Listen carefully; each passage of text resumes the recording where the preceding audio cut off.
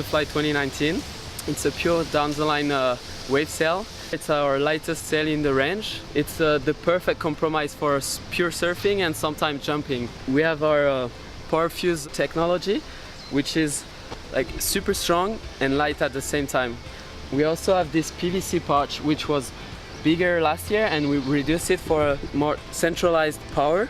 It feels way better because we still have enough power to plane early, but the power is just more centralized, which means that it's easier for like the driving during the surfing. Construction with the Powerfuse is pretty good because I'm a little hard with the sails, you know. Sometimes I go as big as I can in any type of waves, and this year it was like for sure that type of sail I want to ride with. I'm really confident with the construction of the sail. This sail is super comfortable to sail. It's pretty easy to plane.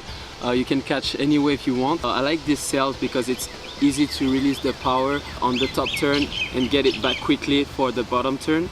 It's super light and maneuverable, so I will use this sail of course for like pure wave riding, surf, core, you know. I really like that kind of surfy feel where you're bottom turning, you're coming up to hit the lip and you can depower the sail really quickly and just snap that board around. So it really kind of feels like you're not really holding onto a sail that's powerful. As you can see, it's got 3 battens, so it's a little lighter than the Combat, and these are made a little bit softer so they bend when you start pumping them, and I like that, the way that it bends and breathes. And the twist is the other really good thing. There's quite a large gap between the battens, so you get a really good amount of twist when you're on the water sailing. So it's pretty easy to rig these flies. There's the settings in the bottom which are labeled, which is very easy, and then on the top there's the visual trim system. So between the two you can really get a pretty accurate setting for the downhaul. Personally, the way that I like to rig my sails is a little softer, so I don't have quite as much a downhaul as what they label in the information sheet.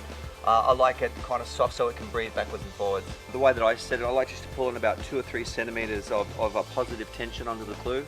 And then when I'm out sailing on the water, if this bottom batten here is touching the other side of the boom, I'll just give it a little bit more tension. Me personally, I don't quite like the batten touching the boom on the other side, so that's how I do it. You know, the reason why I choose the Fly over the Combat is because, you know, I'm just chasing down the line waves all the time. The Combat, yes, it's a great down the line wave sail, but I feel that I just get a little bit more performance out of the Fly than the Combat. So for like, you know, cross-shore conditions, you know, cross-onshore conditions, obviously the Combat is a great sail. It's got lots of power, it's got lots of drive through the bottom turn and off the top.